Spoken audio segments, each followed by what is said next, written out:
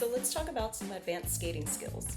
These are going to be skills such as sticky skates, lateral cuts, and backwards skating.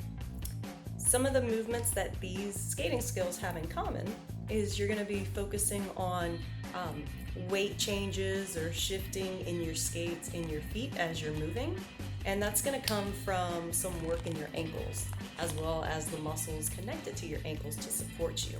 So I'm going to demo some of those movements.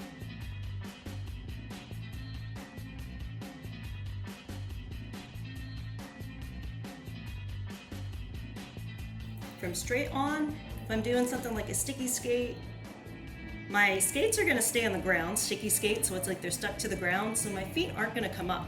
So I'm essentially going to be shifting while I'm moving. While I'm actually on skates, I'm going to have a bit more of these like open and close movements. And then from the side, same movements. So my ankle's moving in and out.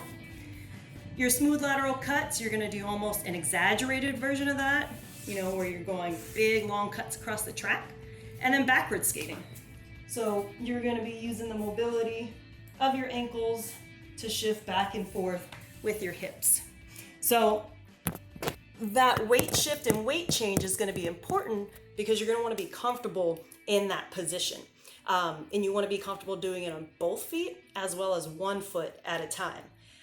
You can go back to some of the ankle mobility drills that we talked about before to help give more range of motion to your ankle, to help release the tight calf muscles, and then to activate the tib or the shin muscle here in the front to give you more of that range. Thinking about your ankle, you're going to want to work on that mobility in the ankle to give you more range of motion so you can go in all these different directions without any pain. And then stability, so you can go in all these directions but hold the position for as long as you want to.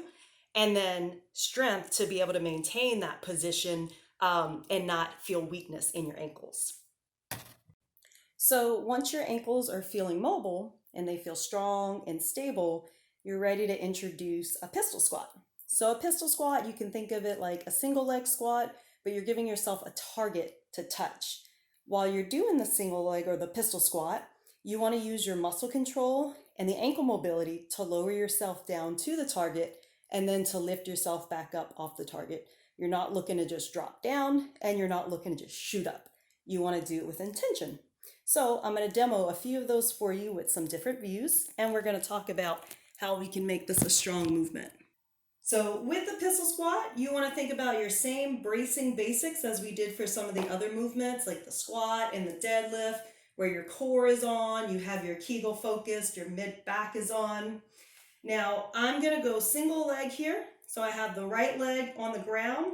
I'm going to make sure that my foot has good contact. I'm not lifting at the heel and I'm not lifting my toes. Everything's got good contact. And then I'm going to let my hamstring, back of the upper leg, pull me down. And my target is to this chair. Couple options. You can hold for a second and then bring yourself up, or you can touch and then immediately come up. But no matter which one you do, you want to make sure that it's nice, slow, and controlled, and that you're not shooting up out of it, because you want to use that muscle strength that you're building to get you through the movement. So here's a second view of this movement with my whole body in the frame, so you can see what the upper half of my body looks like or is doing during the movement. So I'm going to go right leg again, since that's closest to the camera. Target is the chair. So we talked about our core basics, right? So big brace through your midline, mid-back, glutes, Kegel, and the hamstring right there. That's going to do the work to pull me down. I'm braced. I like to put my arms out here. It works for me. And then I'm pulling myself up. If you do find that you have some stability issues still performing the pistol squat, but you'd like to work on it, you can give yourself some things to hold on to. You can go at different heights of a chair or a bench. You can go higher, you can go lower. You can hold on to something on the side of you, say like a broom or a stick. If you have TRX bands or stretch bands, you can hold on to those while you're doing your squat. The goal is range of motion first. So you can incorporate things like holding on to weight, but I would say range of motion first. So how low can you get with control without feeling like your ankle is going to roll? And while feeling those muscles engage, try and get lower and lower, and then maybe start integrating some weight in there, maybe a dumbbell, barbell, whatever you feel comfortable with.